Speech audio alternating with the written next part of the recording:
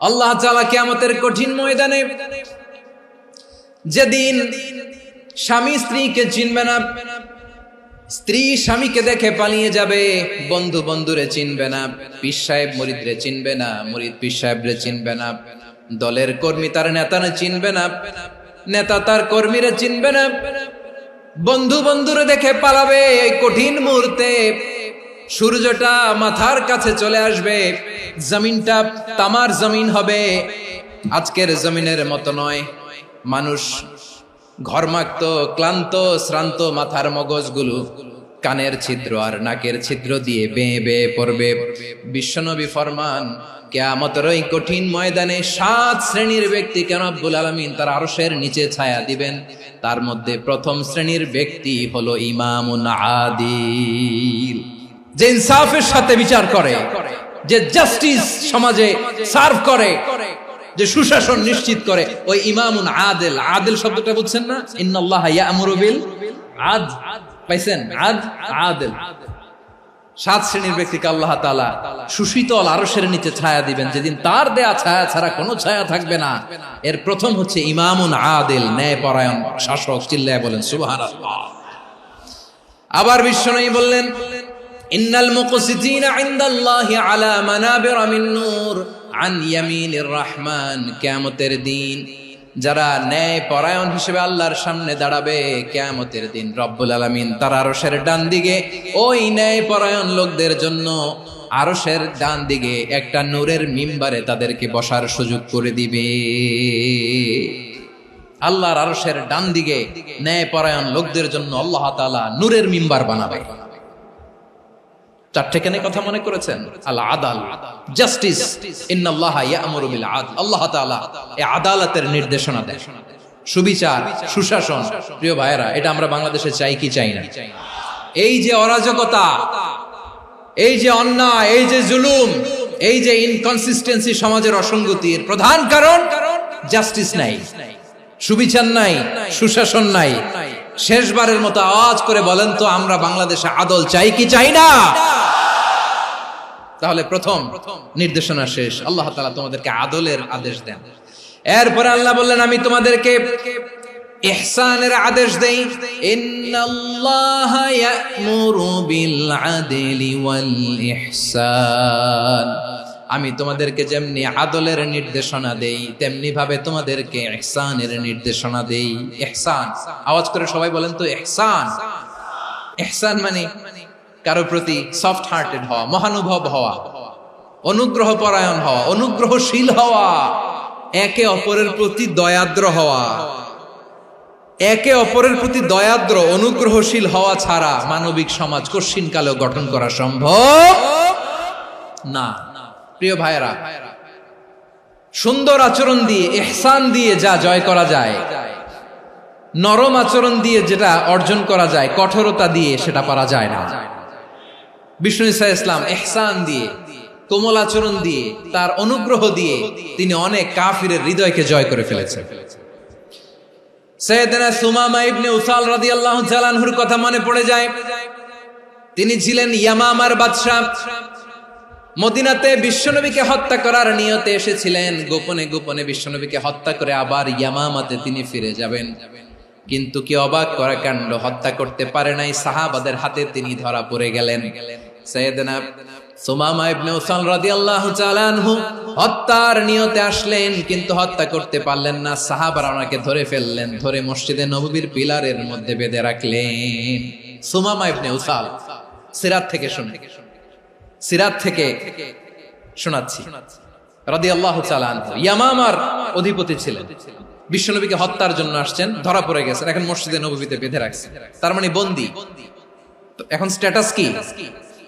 বন্দী, ক্যাপটিভ। তো বিষ্ণু ঈসা ইসলাম সাহাবাদেরকে বললেন, তার খোঁজ খবর নিও, সুমামা ইবনে উসালের খোঁজ খবর নিও। সাহাবারা বলেন, ইয়া রাসূলুল্লাহ, আপনাকে হত্যা করতে এসেছে, তার তো কঠিন ক্যাপিটাল পানিশমেন্ট হওয়া দরকার, কঠিন শাস্তি হওয়া দরকার। বিশ্বনবী বললেন, না, আমি যেটা জানি তোমরা সেটা জানো না, তোমরা সুমামার সাথে ভালো আচরণ করো। বিশ্বনবী সুমামার কাছে গেলেন।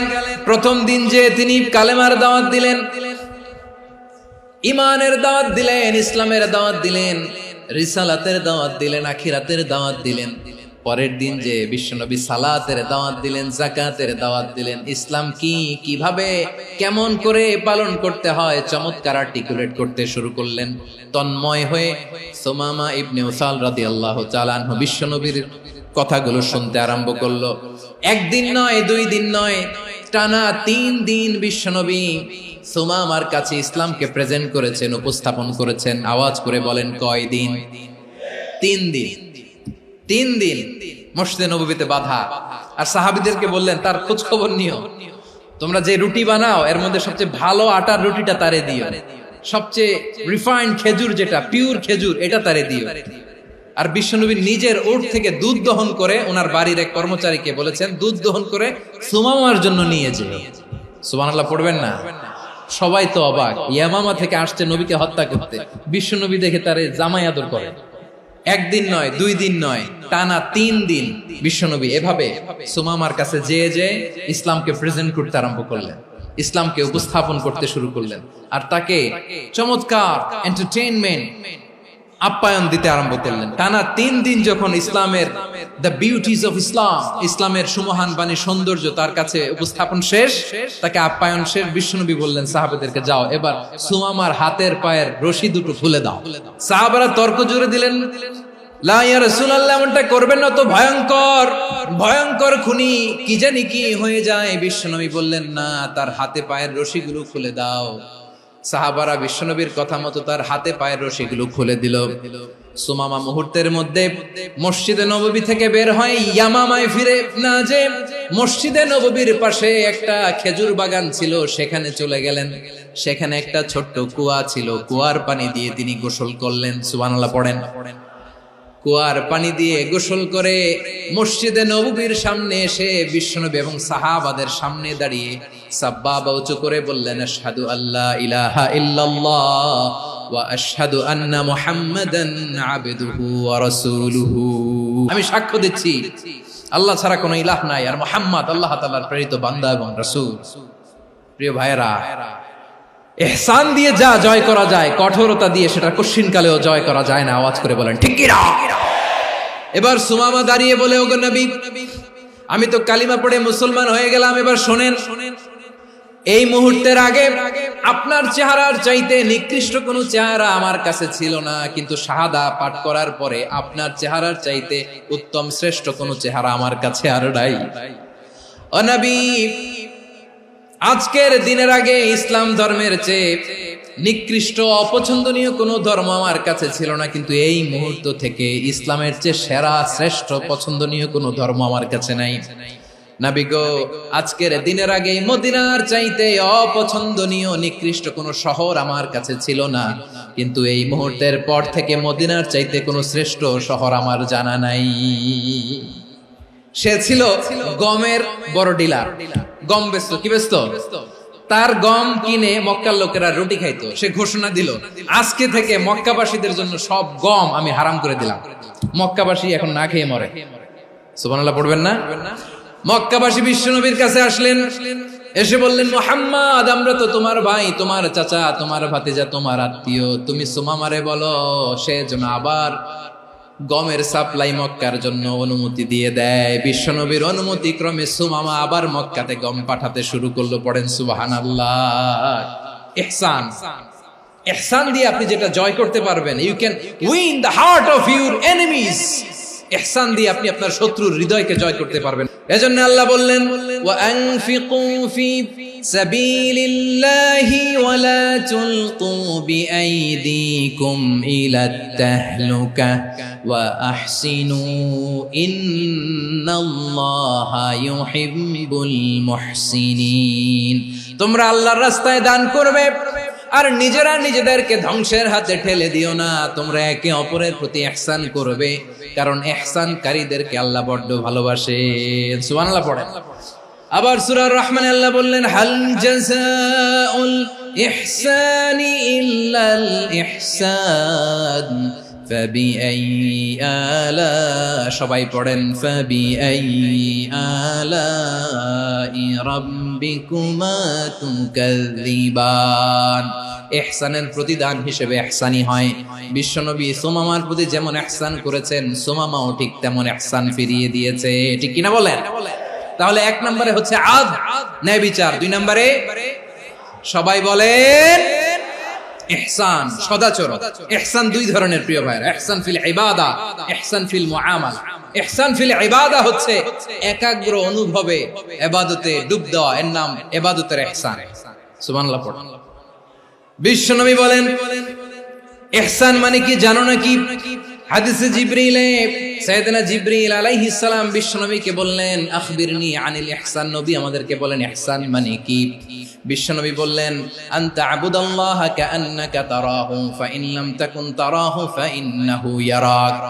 ইহসান মানে হলো এমন ভাবে তুমি আল্লাহর সামনে নিজেকে উজাড় করে ইবাদত করবে, তুমি ভাববে তুমি আল্লাহকে দেখতে পাচ্ছ। আর এটা যদি ভাবা তোমার জন্য কঠিন হয়ে যায়, অন্তত এতটুকু তুমি ভাববা যে আল্লাহ তোমাকে দেখতে পাচ্ছেন। ঠিক কিনা বলেন? ও আমার বীর চট্টলার ভাইয়েরা, কেউ যেটা দেখে না সেটা দেখে কে? এই বিশ্বাস হৃদয়ের মধ্যে আছে? নামাজে যখন দাঁড়ান এই ফিলিংসটা আনা যাবে? এসা পর্যন্ত যে আমরা হায়াত পাবো কোনো গ্যারান্টি আছে? সবাই আওয়াজ করে বলেন গ্যারান্টি আছে? গ্যারান্টি নাই।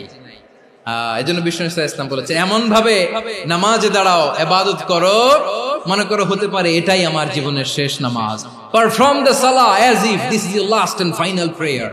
এমন ভাবে সালাতে দাঁড়াও, ভাবো হতে পারে এটাই তোমার জীবনের শেষ নামাজ। এমন ভাবে নামাজে দাঁড়াও, ভাবো এটাই শেষ নামাজ। তাহলে নামাজে একাগ্রতা বাড়ায় দিবে কে?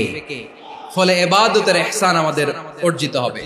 আর মুআমালাতে ইহসান হলো, বিশ্বনবী বলেন ইন্নাল্লাহা তাবারাকা ওয়া তাআলা কাতাবাল ইহসানা আলা কুল্লি শাই ফাইযা কাতালতুম ফাআহসিনুল কিতলা ওয়া ইযা যাবাহতুম ফাআহসিনুয যাবহা ওয়ালিয়ুহিদ্দা আহাদুকুম শাফরাতাহু ওয়ালিয়ুরিহ যাবিহাতাহু। ইহসান দুই ধরনের, আওয়াজ করে বলতে হবে কয় ধরনের? একটা হচ্ছে ইহসান ফিল ইবাদা, ইবাদতে ইহসান। ইবাদতে ইহসান কি? একাগ্র অনুভব দিয়ে ইবাদত করা, মন প্রাণ দিয়ে ইবাদত করা। আর মুআমালাতে ইহসান কি? সব কাজে, দৈনন্দিন কাজে, কর্মে, সামাজিক অ্যাক্টিভিটিতে কোমলতা প্রদর্শন করা, অনুগ্রহের সাথে সবকিছু করা। আল্লাহ তাআলা ইন্নাল্লাহা তাবারাকা ওয়া তাআলা কাতাবাল ইহসানা আলা কুল্লি শাই, তিনি সবকিছুর ব্যাপারে ইহসানকে আবশ্যক করেছেন। সবকিছু, মুমিনের সব কাজে ইহসানের পরশ থাকবে। ওয়া ইযা কাতালতুম ফাহসিনুল কিতলা, বিষ্ণুই বলেন তুমি যখন কাউকে হত্যা করো ইহসানের সাথে করো। সুবহানাল্লাহ পড়বেন না? যখন হত্যা করো তখনও ইহসানের সাথে। আচ্ছা হত্যা করবো আবার ইহসান আসবে করতে করে তো মেরেই ফেলবো আমি। আল্লাহ, ও ভাই একজন খুন করেছে, খুনি, রাষ্ট্রীয় আইনে তার শাস্তি হয়েছে ডেথ পেনাল্টি, মৃত্যুদণ্ড। এখন মৃত্যুদণ্ড দেখে আপনি যেমনি মন চায় তেমনি মারবেন লোকটারে? ওর নাক কেটে ফেলতে পারবেন? ওর কান কাটতে পারবেন? ওর চোখ উপড়ে ফেলতে পারবেন আপনি? যেমন মন চায় তার অঙ্গহানি করা যাবে না। ইহসানের সাথে তাকে হত্যা করো। সুবহানাল্লাহ, this is Islam, this is the true essence of Islam. ওয়া ইযা যাবাহতুম ফাহসিনুয যাবহা, যখন জবাই করবে তখনও ইহসানের সাথে জবাই করবে। করব জবাই, ওইখানেও নাকি ইহসান। আচ্ছা কুরবানির দিন আমরা পশুগুলোরে কি করি বলেন সবাই আওয়াজ করে? জবাই। জবাই মানে তো এটারে মেরেই ফেলতেছি, একটু পরে তো টুকরো টুকরো করে গোশতগুলো খাবো, এটা তো খাবো, এটা তো মেরেই ফেলবে। বিষ্ণু বলে না, জবাইয়ের মধ্যেও মুমিনের জবাইয়ের ভেতরেও ইহসানের পরশ থাকা চাই। যখন জবাই করবে প্রাণীটাকে হাত পা টাইট করে বেঁধে নাও, ছুরিটাকে শার্পেন করে নাও, ধারালো করে নাও, যাতে অল্প সময়ে জবাইটা হয়ে যায়, প্রাণীটা যাতে কম কষ্ট পায়। সুবহানাল্লাহ পড়ে। দিস ইজ কল্ড ইহসান। আল্লাহ তাআলা যেমনি আদলের আদেশ করেছেন, ন্যায় বিচার, জাস্টিস এনশিওর করতে বলেছেন, সমাজে ইহসানের ব্যবহার, ইহসানের অনুশীলন তিনি করতে বলেছেন। এজন্য মুমিনের প্রতিটি কাজে, আমার চট্টগ্রামের ভাইয়েরা আমার দিকে তাকান, খেয়াল করে শুনুন, মুমিন জীবনের প্রতিটি কাজে ইহসানের পরশ থাকা চাই। আমরা যেন আমাদের পরিবারের প্রতি ইহসান করি, আমরা যেন আমাদের কর্মচারীদের প্রতি ইহসান করি, আমরা যেন আমাদের কলিগদের প্রতি ইহসান করি, আমরা যেন আমাদের ভাইদের প্রতি ইহসান করি। মুমিন জীবনের প্রতি কাজে ইহসানের পরশ থাকার দরকার আছে না নাই? কথা বুঝতে পেরেছেন? তাহলে আল্লাহ তাআলার তিনটা আদেশ ছিল, কয়টা গেল? প্রথমে কি ছিল? আদল। দুই নম্বরে তিন নম্বরে রব্বুল আলামিন বললেন ওয়া ইতাইদিল কুরবা, নিকট আত্মীয়দেরকে দান করো। নিকট আত্মীয়দেরকে দাও, যারা তোমাদের ব্লাড কানেকশনের আত্মীয় তাদেরকে তোমরা দাও। এখানে জেনারেলি বললেন দাও, কি দিব সেটা তিনি এখানে বলেন নাই, সেটা তিনি সূরাতুল ইসরার মধ্যে বলেছেন। আল্লাহ বলেন ওয়া আতিযাল কুরবা হাক্কাহ, নিকট আত্মীয়দেরকে তাদের অধিকার, তাদের প্রাপ্য তোমরা বুঝিয়ে দাও। দেখেন, একটা শান্তির সমাজ, একটা সমৃদ্ধ সমাজ, একটা মানবিক সমাজ গঠনের জন্য আল্লাহ তাআলা বেশি না, মাত্র তিনটা অর্ডার, তিনটা ভার্ডিক্ট তিনি জারি করেছেন। এক নাম্বার সুশাসন, ন্যায় বিচার। দুই নাম্বার ইহসান। তিন নাম্বার নিকটাত্মীয়, যারা কাছের, তোমার ভেরি ক্লোজ রিলেশনশিপে আছে, তাদেরকে দাও। দাও, দিলে বাড়িয়ে দেয় কে? অনেকে দিতে চায় না, কৃপণতা করে।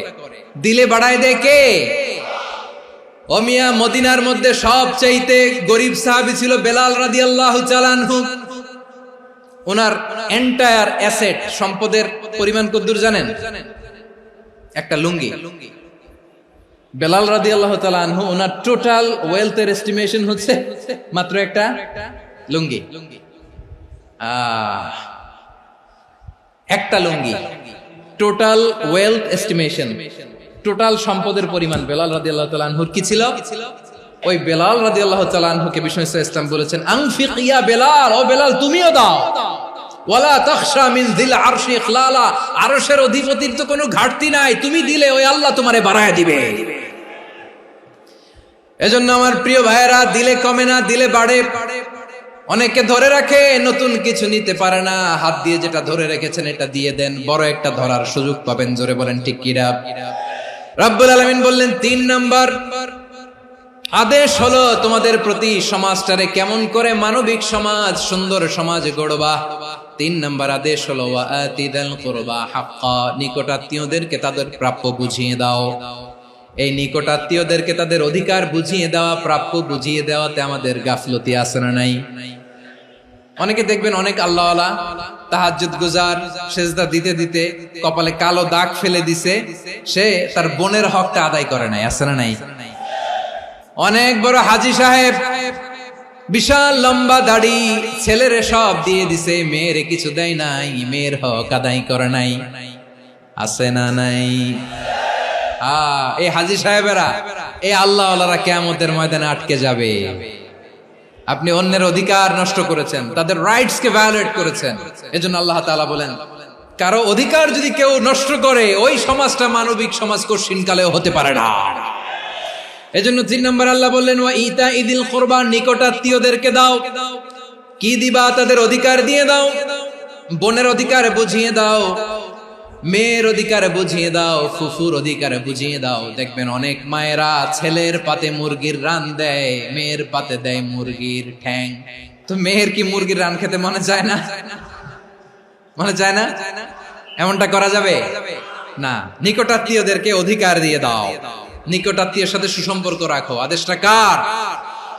এজন্য প্রিয় ভাইয়েরা, জীবনে যদি বারাকা অর্জন করতে চান, নিকটাত্মীয়দের সাথে সুসম্পর্ক রাখতে হবে, তাদের জন্য উপহার পাঠাতে হবে। বিশ্বনবী বলেন লা ইয়াদখুলুল জান্নাতা কাতে, যে ব্যক্তি আত্মীয়তার সম্পর্ককে ছিন্ন করে দেয়, সে কঠিন কালেও আল্লাহর জান্নাতে ঢুকবে না। আপনি কি এটারে সহজ হাদিস মনে করছেন? এটা সহজ কথা? আপনি ভাবছেন আপনার নামাজ আপনারে বাঁচাতে পারবে, আপনার রোজা বাঁচাতে পারবে, আপনার তাহাজ্জুদ আপনারে বাঁচাতে পারবে? অধিকার নষ্ট করলে কিছুই আপনারে বাঁচাতে পারবে না। এজন্য নিকট আত্মীয়দেরকে দিতে হবে বেশি বেশি। বিশ্বনবী বলেন ইন্না সাদাকাতা আলাল মিসকিনি সাদাকা ওয়া আলা যির রাহিমি ইসনাতান সাদাকাতুন ওয়া সিলা। মিসকিন রে দান করলে শুধু দানের সওয়াব হয়, নিকট আত্মীয়কে দান করলে দুইটার সওয়াব হয়, সাদাকার সওয়াব হয়, আবার আত্মীয়তার বন্ধন অটুট রাখার সওয়াব হয়ে যায়। আবার বিশ্বনবী বললেন মান সাররাহু আইয়ুবসাতা লাহু ফি রিজকিহি ওয়া ইনসালাহু ফি আসারিহি ফালইয়াসিল রাহিমা। যে ব্যক্তি তার রিজিকের প্রশস্ততা চায় আর হায়াতে বরকত চায়, সে যেন তার আত্মীয়ের সাথে সুসম্পর্ক রাখে। আমার প্রিয় চট্টলার ভাইয়েরা, আমাদের রিজিক বাড়ুক, এটা আমরা চাই কি চাই না? সবাই চান? হ্যাঁ, আমাদের রিজিকে প্রশস্ততা আসুক, চাই কি চাই না? আমাদের হায়াতে বরকত আসুক, আমরা চাই কি চাই না? এই দুইটা যদি চান তাহলে নিকটাত্মীয়দের সাথে সুসম্পর্ক রাখবেন। পারবেন? তাহলে সমাজটারে মানবিক সমাজ বানায় দিবে কে? তিনটা আদেশ চলে গেল। 1 নম্বরে কি ছিল? 2 নম্বরে, 3 নম্বরে নিকটাত্মীয়দেরকে দান। আল্লাহ তাআলা তিনটা জিনিসের যেমনি আদেশ করেছেন, অনুরূপ ভাবে তিনটা বিষয় তিনি বারণ করেছেন, নিষেধ করেছেন। ওগুলোর কাছেও যাওয়া যাবে। রাব্বুল আলামিন বলেন, ওয়ায়ানহা আনিল ফাহশাই ওয়াল মুনকারি ওয়াল বাগি। আমি যেমনি তিনটি বিষয়ে আদেশ করলাম, অনুরূপ ভাবে তিনটি বিষয়ে বারণ করলাম, নিষেধ করলাম। আমার 1 নাম্বার নিষেধাজ্ঞা হলো অশ্লীলতার প্রতি। ফাহশা, ওয়ায়ানহা আনিল ফাহশা, আল্লাহ তাআলা অশ্লীলতাকে নিষেধ করেছেন। কোন জিনিসকে? সবাই বলুন, কোন জিনিসকে? যত ধরনের, যত টাইপের, যত ক্যাটাগরির অশ্লীলতা হতে পারে সব অশ্লীলতাকে হারাম করেছেন কে? ফাহশা মানে কি? কথায়, কাজে, আচরণে, কমেন্ট, ফেসবুকের কমেন্টসে যত ধরনের নোংরামো আছে, যত ধরনের অশ্লীলতা আছে, এটাকে আরবিতে বলে ফাহশা। রাব্বুল আলামিন বলেন, কুল ইন্নামা حرم ربي الفواحش ما ظهر منها وما بطن। ও নবী, আপনি বলে দেন, আমার রব প্রকাশ্য, অপ্রকাশ্য, স্পষ্ট কিংবা অস্পষ্ট, দৃশ্যমান কিংবা অদৃশ্যমান সব অশ্লীলতাকে হারাম করেছেন। সব ধরনের অশ্লীলতা হারাম। আল্লাহ তাআলা আমাদেরকে অশ্লীলতা থেকে বাঁচান। এবার বলেন, আমাদের সমাজে অশ্লীলতা আছে না নাই?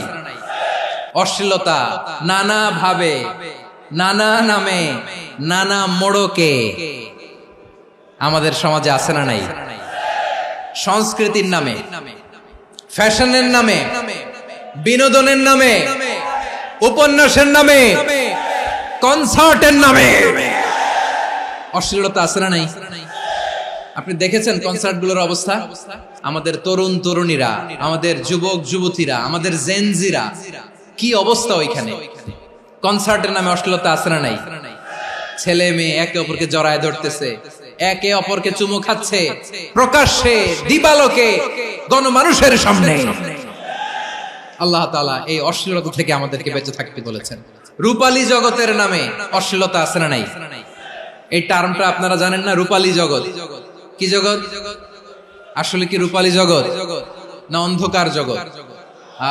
আমার বোনেরা, আপনাদেরকে যে কি বলে তারা বুঝায়, রূপালী জগৎ শুনেই আপনি ভরকে যাবেন না।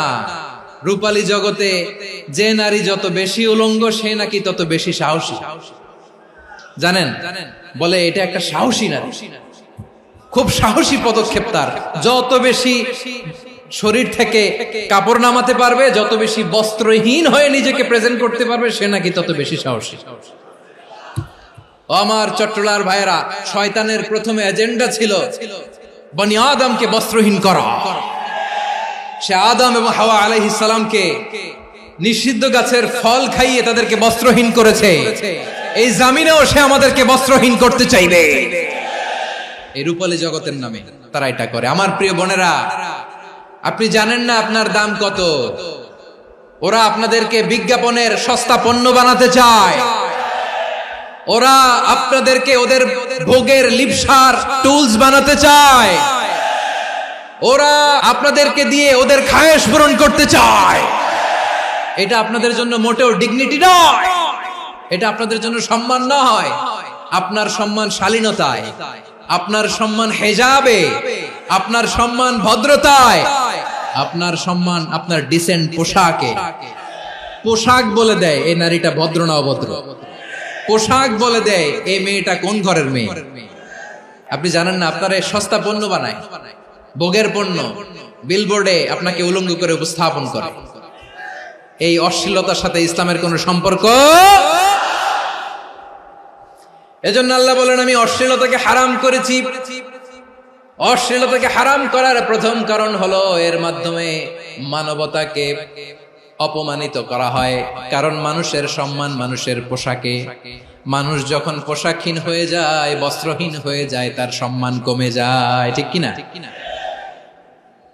অশ্লীলতাকে হারাম করার প্রথম কারণ হচ্ছে মানুষ মানুষকে অপমান করে। একটা নারী, সে তো সম্মানিত, নারী যে কত সম্মানিত নারীরা এটা বুঝেই নাই। বিশ্বনবী বলেন আদ-দুনিয়া কুল্লুহা মাতা ওয়া খায়রু মাতা'আদ দুনিয়া আল মারআতুস সালিহা। আমার বোনেরা, 5টা প্যান্ডেলে আপনারা এলইডিতে আমার আলোচনা শুনছেন, আমি জানি।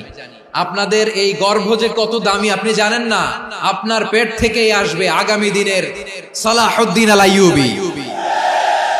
আপনার পেট থেকেই আসবে অনাগত দিনের ইমাম মাহদী আল মুনতাযর। আপনার পেট থেকেই আসবে অনাগত দিনের ফয়সাল, ওয়াসিম, মুগ্ধ, আবু সাইদের মতো বীর যোদ্ধা।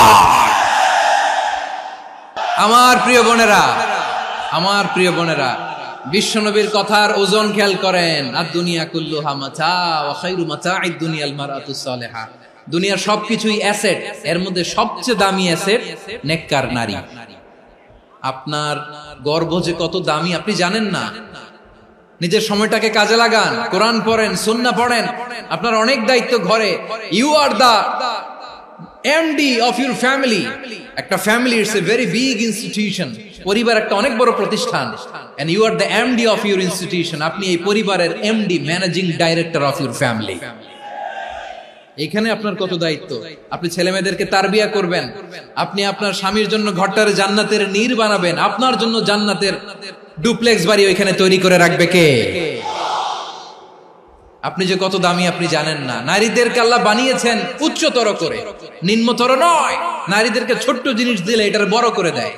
নারীদেরকে ভ্রূণ দিলে, শুক্রাণু দিলে নারী এটারে বাচ্চা হিসেবে উপহার দেয়, ঠিক কিনা? বিয়ের মাধ্যমে স্বামী যখন তার শুক্রাণু তার স্ত্রীকে উপহার দেয়, স্ত্রী রিটার্নে কি উপহার দেয়? ফুল ফর্ম বেবি, মানব সন্তান। দেখছেন, আপনি দিলেন একটুকুনি, দিছে বিশাল। আপনি যদি নারীকে বাজার এনে দেন, নারী এটাকে সুস্বাদু খাবারে রূপান্তর করে দেয়। আপনি তাকে একটা মুচকি হাসি দিয়ে দেন, সে তার কলিজা দিয়ে দেয়। কিন্তু যদি আপনি তার মনে কষ্ট দেন, সে আপনার জীবনকে জাহান্নাম বানায়া দেয়। নারীর মন বুঝতে পারলে নেয়ামত, বুঝতে না পারলে কিয়ামত। আমার প্রিয় বোনেরা, আপনি যে কত দামি আপনি জানেন না। অনেক দামি আপনি। আপনাদেরকে যেন ভোগের সস্তা পণ্য বানাতে না পারে, আপনাদেরকে সচেতন থাকতে হবে। তাহলে কেন আল্লাহ তাআলা এই ফাহশা, অশ্লীলতাকে হারাম করলেন? 1 নাম্বার, এতে হিউম্যান ডিগনিটি কমে। 2 নাম্বার, এতে মানুষের অধিকার নষ্ট হয়। আপনি বিয়ে করেছেন, এরে পরকিয়া করেন, ওর সাথে এরকম আছে না নাই?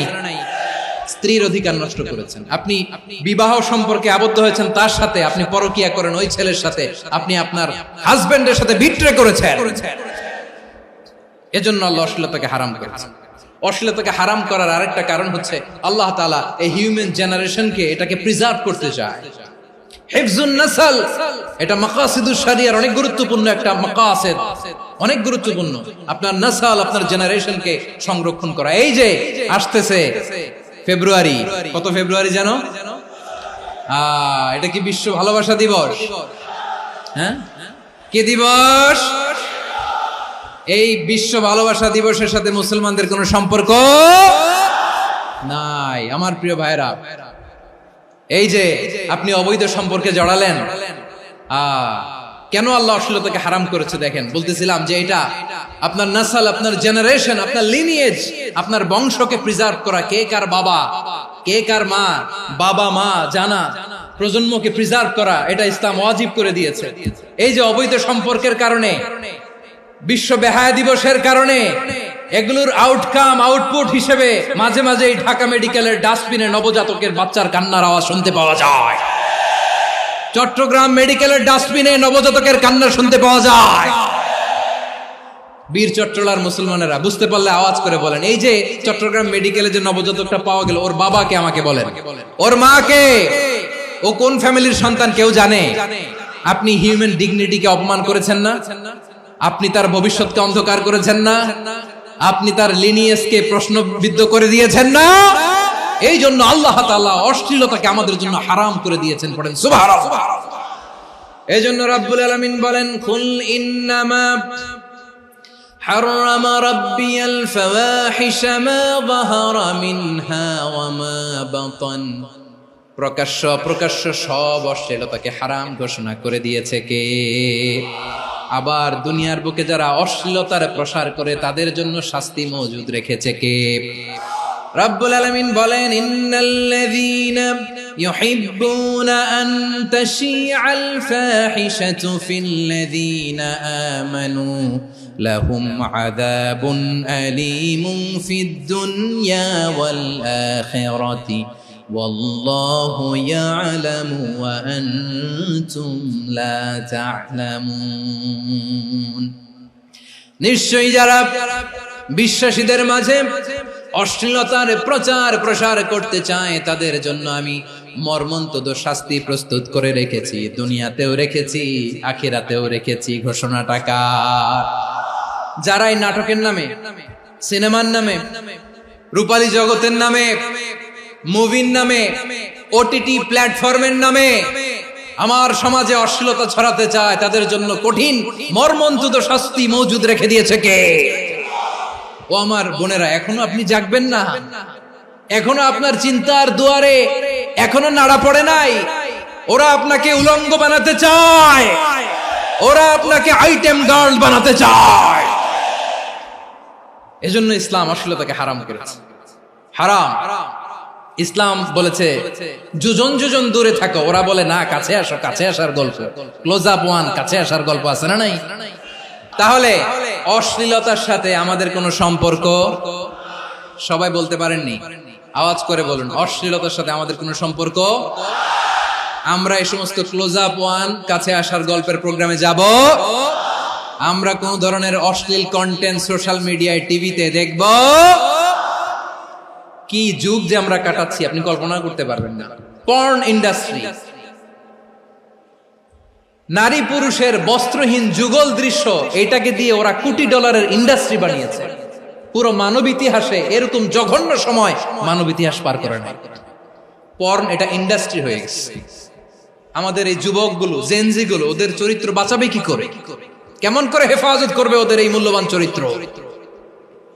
আমার প্রিয় ভাইরা, এই অশ্লীলতার দ্য লেটেস্ট ভার্সন হচ্ছে LGBTQ, শরীফ থেকে শরীফা। শুনছেন আপনারা?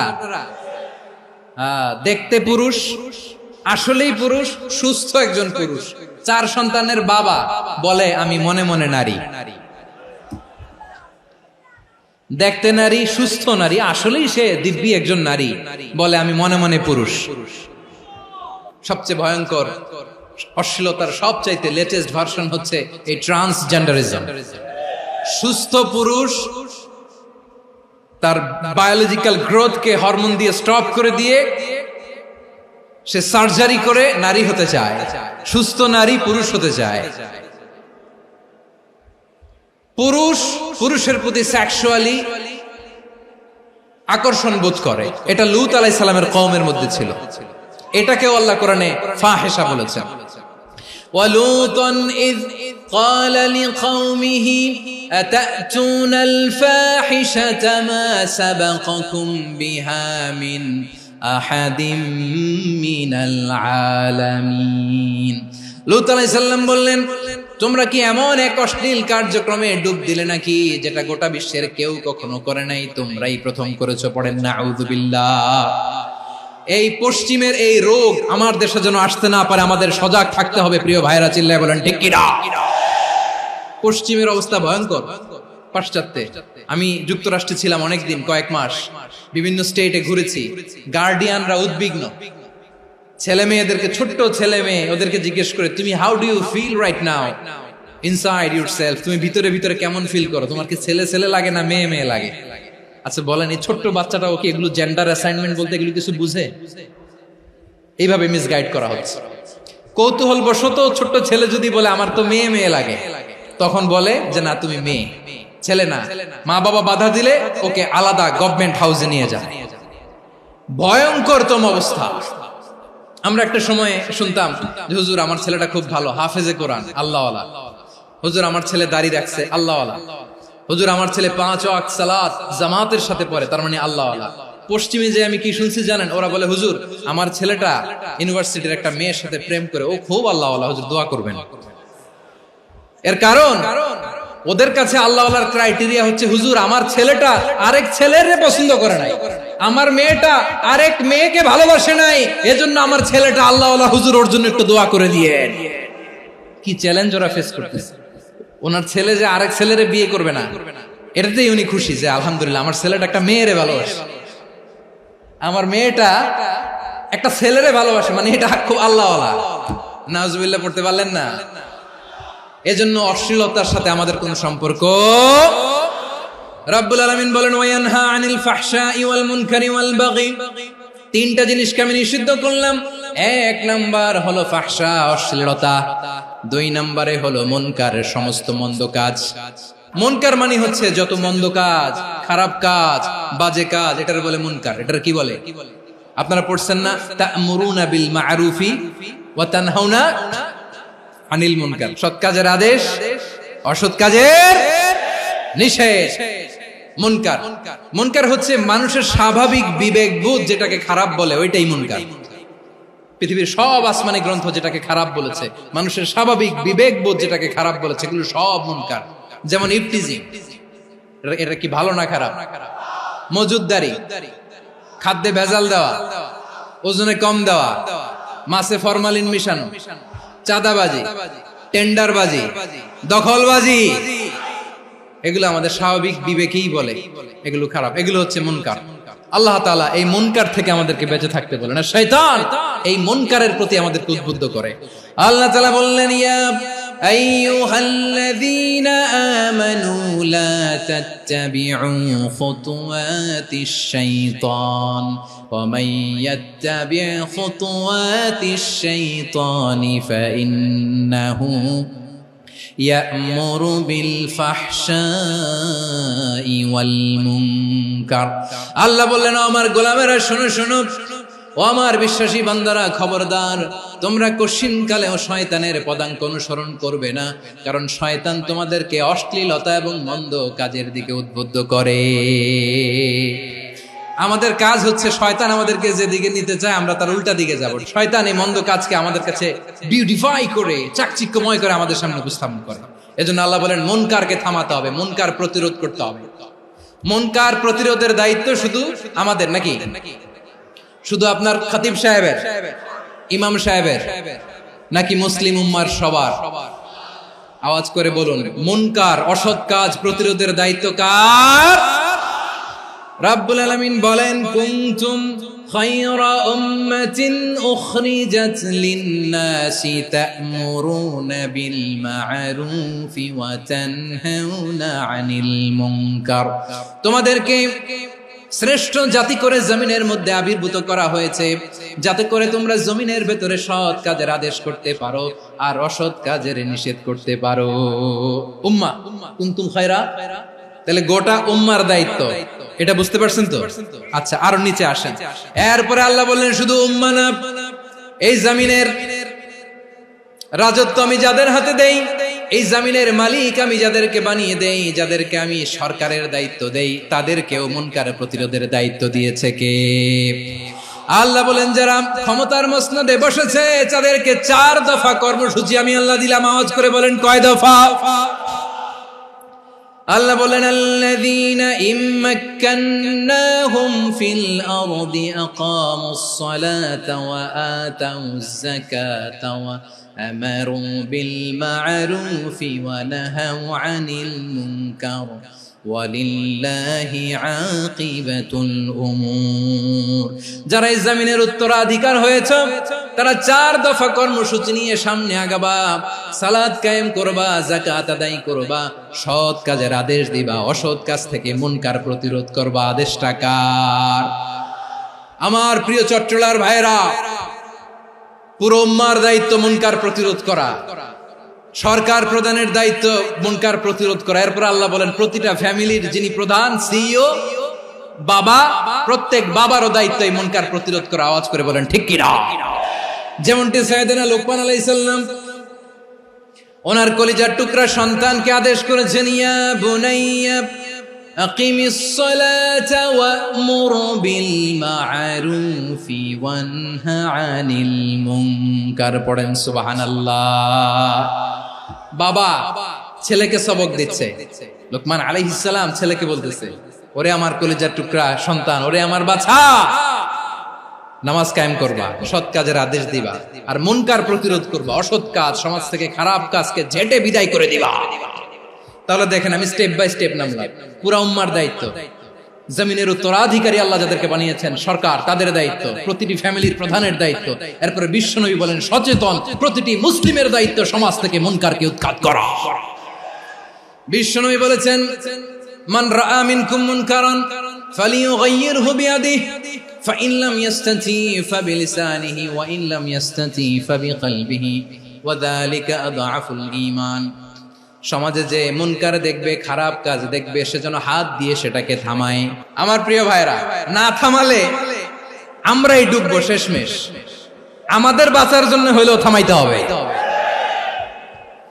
রব্বুল আলামিন বলেন ওয়াত্তাকু ফিতনাতাল লা তুসিবান্নাল্লাযীনা যালামু মিনকুম খাসসা। ও আমার গোলামেরা, ওই আযাবকে ভয় করো যে আযাব যখন আমি জমিনের বুকে পাঠাই শুধু জালেমদেরকেই মারি না, আলেমদেরকেও মারি। আযাব যখন আসে তখন শুধু জালিমই মরে না, আলেমও মরে। জানেন মুসা আলাইহিস সালামের পায়ে একবার লাল পিঁপড়া, তো উনি রেগে মেগে পাশি দেখে লাল পিঁপড়ার বাসা, পা দিয়ে ডলে মুছে সবগুলো পিঁপড়া মেরে ফেলছে। এই ঘটনাটা আল্লাহ ঘটিয়েছেন। এজন্য মুসা আলাইহিস সালাম ছিলেন কালিমুল্লাহ, সরাসরি আল্লাহর সাথে কথা বলতেন। তিনি আল্লাহকে জিজ্ঞেস করেছিলেন, আল্লাহ তুমি যখন কোন জনপদে আযাব পাঠাও, শাস্তি দাও, ওখানকার শুধু জালেমরাই তো মরে না, ভালো মানুষগুলাও মরে, তো আযাব দিবা মুশরিকদের উপর দিবা, অবাধ্যদের উপর দিবা, ভালো মানুষগুলোরে মারো কেন? আল্লাহ বললেন, মুসা তোমার যে কামড় দিছিল পায়ের মধ্যে পিঁপড়া, কয়টা পিঁপড়া? একটা পিঁপড়া, তো সবগুলারে মারলা কেন? রেগে মেগে পুরো পিঁপড়ার বাসা ভেঙে মেসাকার করলা কেন? আমি যখন অ্যাকশনে যাই, আমি যখন শাস্তি দেই, তখন এত বাস বিচার করা হয় না, বাস বিচার করা যায় না। যখন অ্যাকশনে যাওয়া হয় ওইটা ডাইরেক্ট অ্যাকশন হয়ে যায়। চিল্লায় বলো ঠিক কি না? এজন্য আমাদের বাঁচার জন্য হলেও এই পাপ থামাতে হবে, এই শয়তানের অট্টহাসি থামাতে হবে, অন্যায় অপরাধ সমাজ থেকে আমাদের থামাতে হবে। কারণ আযাব আসলে ওরাও মরবে, আমরাও মরব। একটা জাহাজ 2 তলা, আপনি আছেন 2য় তলায়। নিচের তলার কিছু লোক জাহাজের তলা ছিদ্র করতে আরম্ভ করছে। কি ছিদ্র করতেছে? আচ্ছা, জাহাজের তলা ছিদ্র করলে তলা দিয়ে কি ঢুকে? এখন আপনি যদি বলেন আমার কি, আমি তো 2 তলায়, আমি তো ভালো আছি, ওরা ছিদ্র করে ওরা মরবে। আসলে কি শুধু ওরা মরবে? তলা দিয়ে যখন পানি ঢুকবে, জাহাজ ঢুকলে আপনিও মরবেন। এজন্য নিজে মরার আগে ওই পাগলগুলোর নিচতলায় যে থামাতে হবে। চিল্লায় বলেন ঠিক কি না? এজন্য আল্লাহ বললেন মুনকার প্রতিরোধের দায়িত্ব সমাজের টপ টু বটম সবার। এজন্য মুনকার প্রতিরোধ করার দরকার আছে না নাই? সমাজে এই যে ইফটিজিং হয়, আপনার বোনের বয়সী একটা মেয়েকে কিছু বকাটে টিটকারি করে, এই বলে সেই বলে, নোংরা কথা বলে, রাস্তায় দেখেও আপনি পাশ দিয়ে না দেখার মতো চলে যান কেন? আপনি দাঁড়ান না কেন? আপনি দাঁড়ালেই তো থেমে যাবে, কারণ সত্যের যে শক্তি তার সামনে মিথ্যা মুখ থুবড়ে পড়ে। আপনার সামনে ও কিছুই না, নাথিং। আপনি দাঁড়ান, ওকে প্রশ্ন করেন যে আমার বোনকে তুমি ডিস্টার্ব করো কেন? আপনাকে দেখে আরো 5 জন দাঁড়াবে, 5 জনকে দেখে আরো 10 জন দাঁড়াবে। আমাদের নীরবতা আর আমাদের নিশ্চুপ থাকাই জালিমদেরকে আরো শক্তিশালী জালিম বানিয়েছে। এজন্য মুনকার প্রতিরোধের দায়িত্ব আমাদের সবার। টেন্ডারবাজি, চাঁদাবাজি, দুর্নীতি, অপরাধ, দখলদারিত্ব, মজুদদারি, এগুলো সবকিছু একসাথে প্রতিরোধ করতে হবে। ঠিক কিনা বলেন? একটা মানবিক সমাজ যদি চাই, প্রতিরোধ করতে হবে। প্রিয় ভাইয়েরা, আল্লাহর শপথ নিয়ে বলি, এই নাসিহাত গুলো সবার জন্য, সব দলের জন্য, সব মতের মানুষের জন্য। আমরা কোনো দলের প্রতি মানুষকে ডাকি না, আমরা ডাকি ইসলামের দিকে। সব দলের, সব মতের, সব মানুষদেরকে আমরা আহ্বান জানাই, আসুন আমরা একটা সুন্দর সমাজ বিনির্মাণ করি। এই যে নতুন বাংলাদেশের এক সুযোগ এসেছে, আর জীবনে হয়তো আসবে না, সামনের 100 বছর এই সময় আসবে না। আসুন দেশটাকে আমরা সাজাই, আসুন আমরা দুর্নীতি বন্ধ করি, আসুন আমরা চাঁদাবাজি বন্ধ করি, আসুন আমরা দখলদারিত্ব বন্ধ করি, আসুন আমরা এক দল আরেক দলকে নিশ্চিহ্ন করার যে রাজনীতি, এটা বন্ধ করি। সব দলের প্রতি আমার আহ্বান, আমরা চাঁদাবাজ মুক্ত বাংলাদেশ চাই, জুলুম মুক্ত বাংলাদেশ চাই, ফ্যাসিজম মুক্ত বাংলাদেশ চাই, গুণ খুন খারাপি মুক্ত বাংলাদেশ চাই, আমরা নতুন ভোরের বাংলাদেশ চাই। ওই বাংলাদেশ পাওয়ার জন্য মুনকার প্রতিরোধে, অন্যায় প্রতিরোধে যদি বাঘের বাচ্চার মতো, আবু সাইদের মতো দুই হাত উঁচু করে বুককে টান টান করে প্রসারিত করে দাঁড়াতে হয়, রাজি আছো মুসলমান? রাব্বুল আলামিন বলেন ওয়ায়ানহা আনিল ফাহশাই ওয়াল মুনকারি ওয়াল বাগি ইয়াইদুকুম লাআল্লাকুম তাযাক্কারুন। আল্লাহ বললেন আমি অশ্লীলতাকে নিষেধ করি, আমি সব ধরনের মন্দ কাজকে নিষিদ্ধ করি, সব শেষে আমি সীমা লঙ্ঘনকে তোমাদের জন্য নিষিদ্ধ করি। নিষিদ্ধ করেছেন কয়টা জিনিস? 1 নম্বরে অশ্লীলতা, 2 নম্বরে মুনকার তথা সব মন্দ কাজ, 3 নম্বরে আল বাগি সীমা লঙ্ঘন, ক্রসিং দ্য লিমিট। সীমা লঙ্ঘন করা ভালো না। We all should know our limits. চিল্লায় বলেন ঠিক কিনা? একই আয়াতে আল্লাহ বললেন কুল ইন্নামা হারামা রাব্বিয়াল ফাওয়াহিশা মা যাহারা মিনহা ওয়া মা বাতানা ওয়াল ইসমা ওয়াল বাগিয়া বিগাইরিল হক। অন্যায় ভাবে যে অবাধ্য হয়, যে সীমা লঙ্ঘন করে, তাদেরকেও আমি এটা হারাম করে দিলাম। সীমা লঙ্ঘন করা হারাম। আল্লাহ বারবার বারবার আমাদেরকে ওয়ার্নিং দেয়। যখন আমরা থামি না তখন আল্লাহ ধরে, আর যখন ধরে তখন ছাড়ে না। ধরে ধরে ধরে না, ধরলে আল্লাহ। ফেরাউনকে কিন্তু হুট করে ধরে নাই, আপনারা জানেন 9 বার ওয়ার্নিং দিয়েছে। ফেরাউনকে আল্লাহ তাআলা ওয়ার্নিং দিয়েছিল কয়বার? রাব্বুল আলামিন বলেন ওয়ালাকাদ আতাইনা মূসা 9 আয়াতিন বাইয়িনাত। 9টা মুআজিজা দেখিয়েছি। 1 2 3 বারবার এইভাবে রিমাইন্ডার, ওইভাবে রিমাইন্ডার, এইভাবে নসিহত, ওইভাবে দাওয়া। ফাকুলা লাহু কাওলান লাইয়িনা, নরম করে বলো, সফট করে বলো, যত ওয়ে হতে পারে দাওয়া মেথডোলজি। মুসা আলাইহিস সালামের সব অ্যাপ্লাই শেষ। 10ম বারে যে আল্লাহ ধরছে, 10ম বারে যে ধরেছে। এজন্য আল্লাহ বলেন আমি সীমা লঙ্ঘনকে পছন্দ করি না। কোরআনের অন্য আয়াতে বাগীকে বলা হয়েছে আল ইতিদা। সীমা লঙ্ঘন যারা করে তাদেরকে আল্লাহ বলেছেন মুতাদিন। ওয়াকাতিলু ফি সাবিলিল্লাহিল্লাযীনা ইউকাতিলুনাকুম ওয়া লা তা'তাদু ইন্নাল্লাহা লা ইউহিব্বুল মুতাদিন। আমি সীমা লঙ্ঘনকারীদেরকে কোশ্চিনকালেও পছন্দ করি না। আমরা যেন সীমা লঙ্ঘন না করি, রাজি আছেন তো? যে কোনো ক্ষেত্রে ইবাদতে যেন সীমা লঙ্ঘন না করি। অনেকে আমরা ইবাদতে সীমা লঙ্ঘন করে ফেলি। বিশ্বনবী সাল্লাল্লাহু আলাইহি ওয়াসাল্লাম যেটা শিখিয়েছেন এর বাইরে যে অতিরিক্ত বুজুর্গ হতে চায়, এরকম আছে না নাই?